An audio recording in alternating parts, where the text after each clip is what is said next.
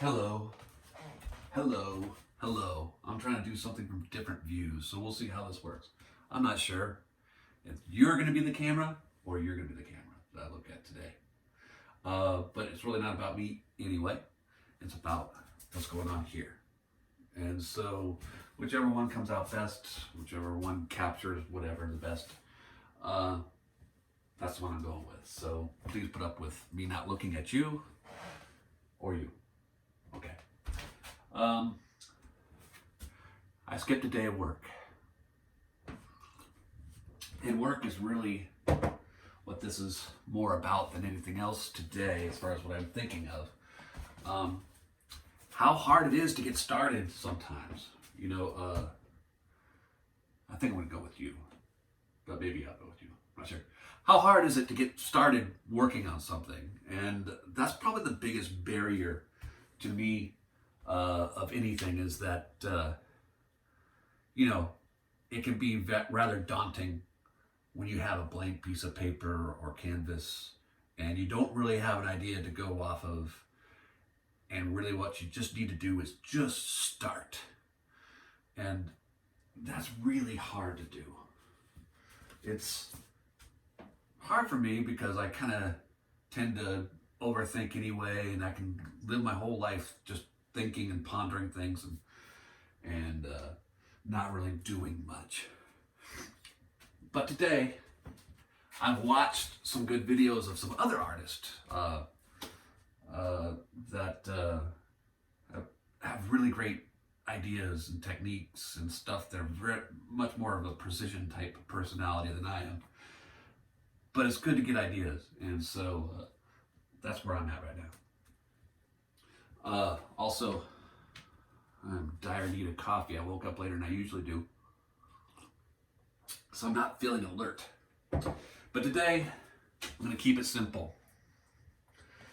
And, some of these videos, I might not do any talking at all. You might like that. You might really like that. I might just speed things up and show as things progress. But what I want to do is I want to work in black today, primarily. And so I'm going to pour a whole bunch of black out there. Now I've already got my frame sort of going. And I still don't have any clue as to what I'm going to be working on. I'm just going to make some marks. Maybe some loops. One of the things I have a hard time doing is coming up with a nice balance of composition. I find that people who can come up with interesting composition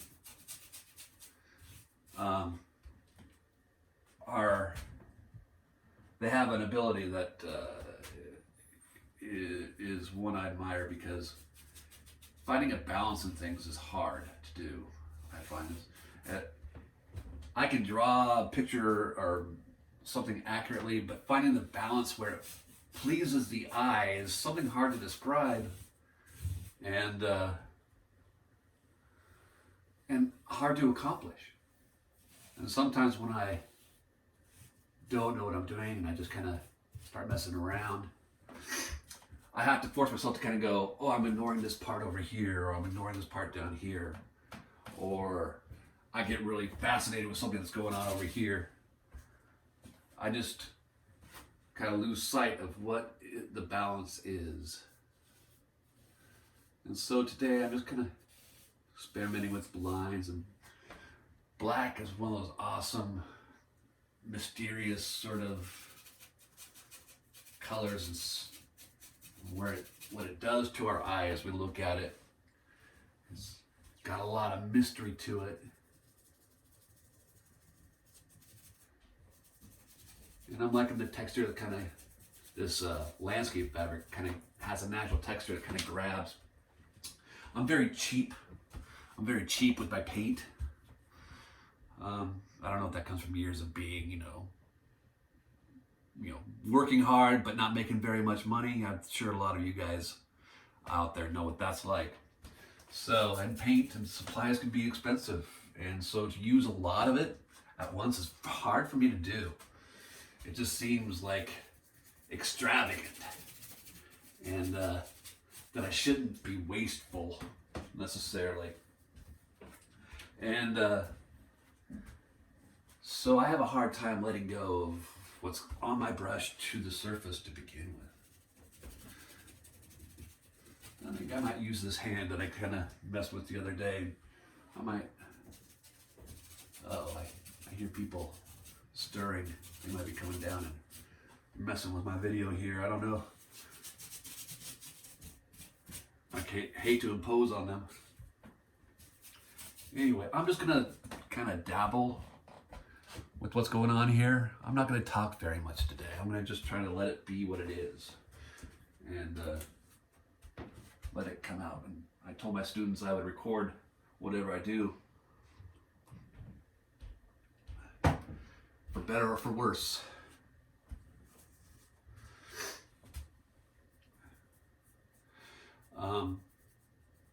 But when you're working with the surface, you kind of have to become sort of meditative on what you're doing. So discussing, saying what I'm doing is not necessarily conducive to that necessarily.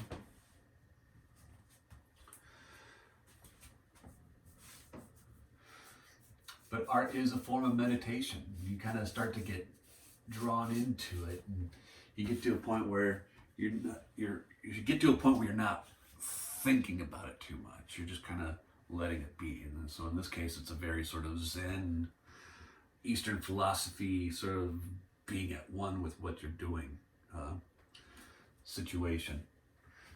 Not easy to accomplish.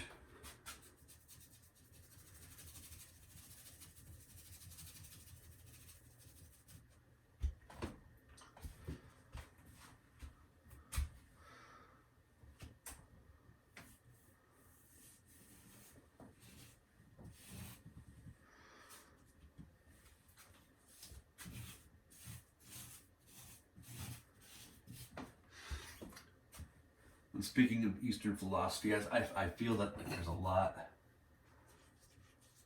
of value in looking at calligraphy and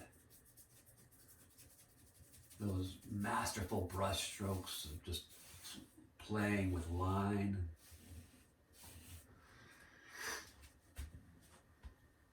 That you see in calligraphy. One day I wanted to get some paper and get some sumo ink and some nice sort of brushes. My brushes are all beat up.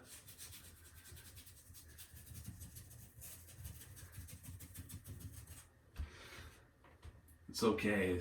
I'm just kind of like scratching in the surface. I'm abusing them in a lot of ways. You know, I might use that black to frame in things a little bit more. Draw out my frame a little bit. One day, this painting might actually go beyond these boundaries.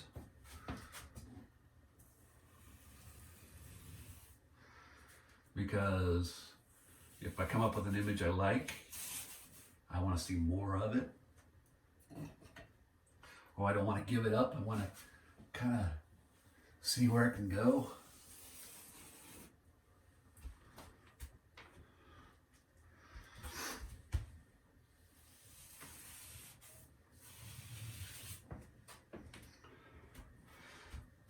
I'm really having fun with this. I've never been able to just have a big painting like this that I can just kind of, I've been experimenting with it a little bit, in different places in different ways, but I've never had a space like this where I can just do it endlessly and not have to think about it. Whenever I've had a big piece that I've worked on, it's been outside underneath in my green room, and so I could only really do it in the summertime when the weather was nice. So making this the world's smallest art studio is kind of fun for me. Having a studio is kind of a fun idea. I've always just kind of made things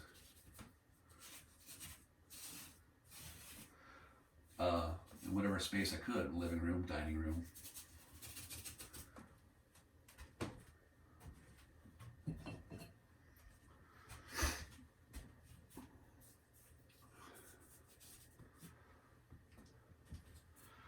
My friend, I live in Tacoma, Washington, and there's a owner, I'm not going to mention his name, but he owns what I think is the greatest guitar store in the world, called Guitar Maniacs. He just has a knack for finding some amazing instruments.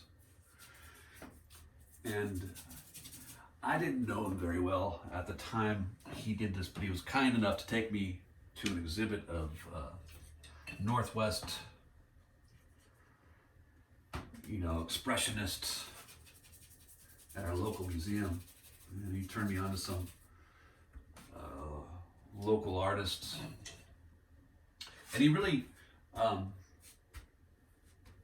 that act of kindness and what he did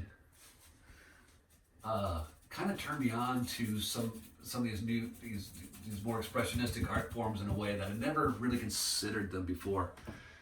My father was very much a classical artist, and so the influences I grew up with were very much classical and surrealism. He was also into surrealism, and he grew up. He came from Yakima, Washington, and became part of an artist community back in the '60s and '70s on Queen Anne Hill up in Seattle, of some great artists, friends that he knew, and those people have inspired me too. But it was always very representational.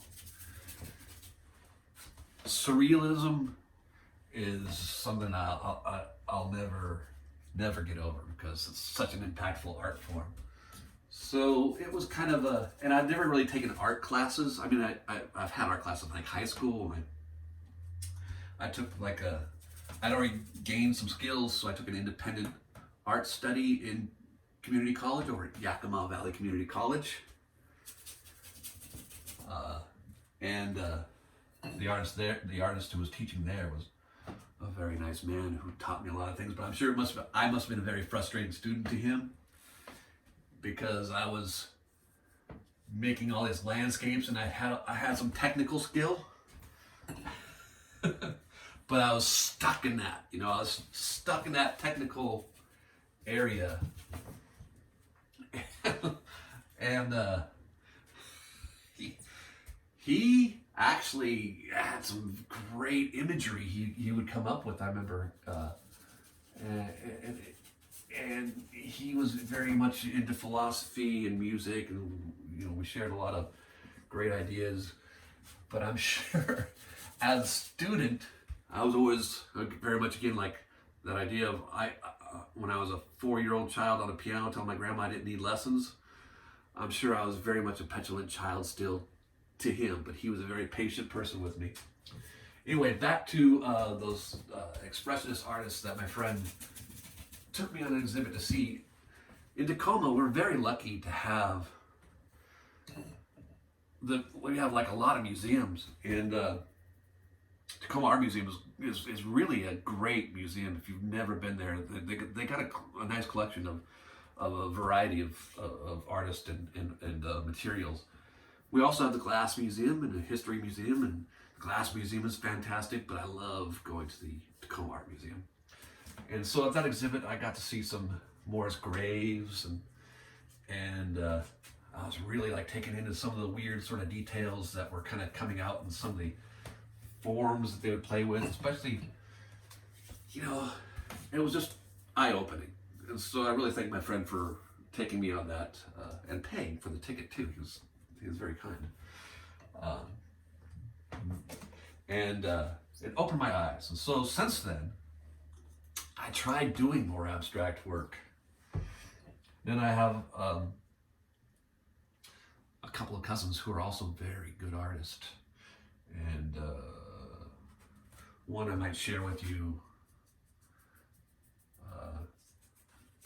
And anyway, they kind of had this capacity to do abstract work in a way that I still found very confounding and hard to find. And it's hard to break out of your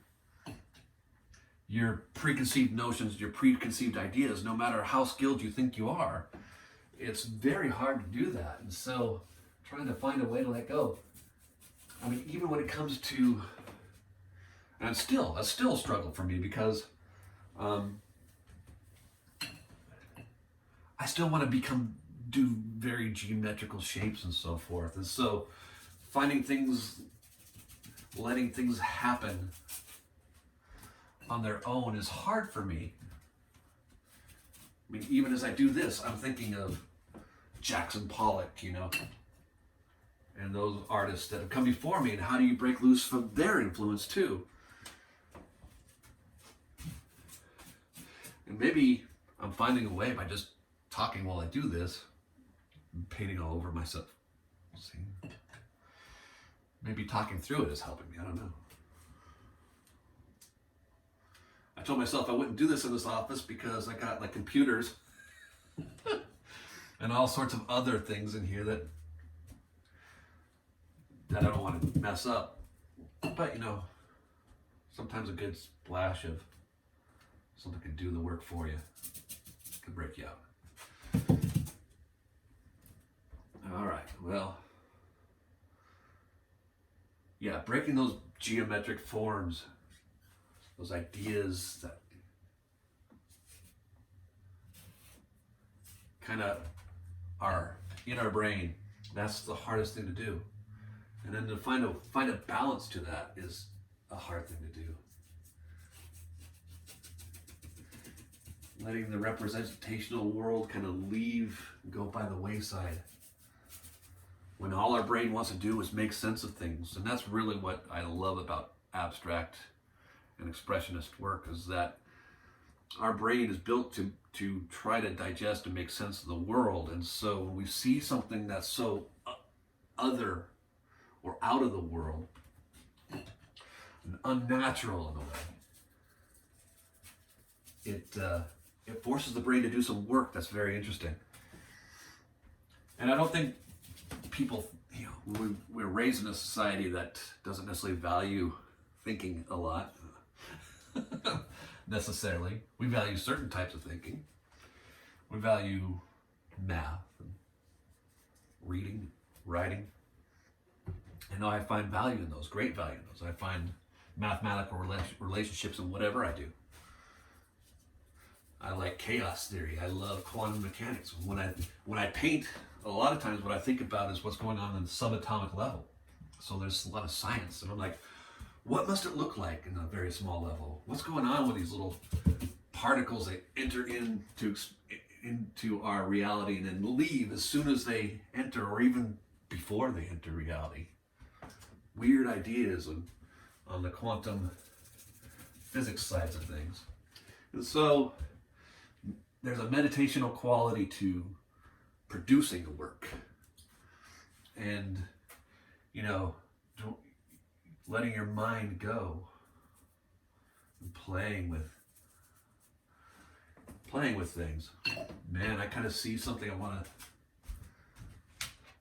know, I'm gonna grab a pen real quick. Here's that representational coming in here again. That's not gonna work for me. Where'd I put that guy? All right, well, I might have to do it with a smaller brush instead. You know what? I'm gonna need some more black here. Sorry, I know this is real entertaining stuff. I'm seeing something suddenly as almost from a Greek tragic play. I'll just use that. And I might ruin it. I kind of see like a forehead of a statue or something.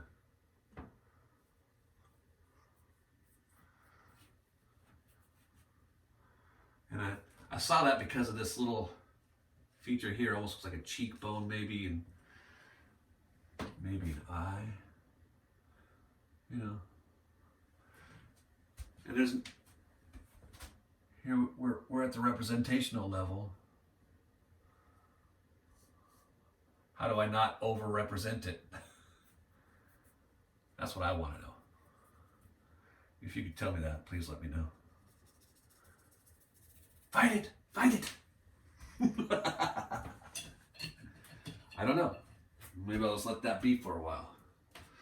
This might be a point where I start to step back and look at it before I go farther. And the thing that's going to frustrate me is I have to set up this camera thing before I really start to work. And I think for now, I'm going to leave this one be the way it is. Okay, guys? Okay?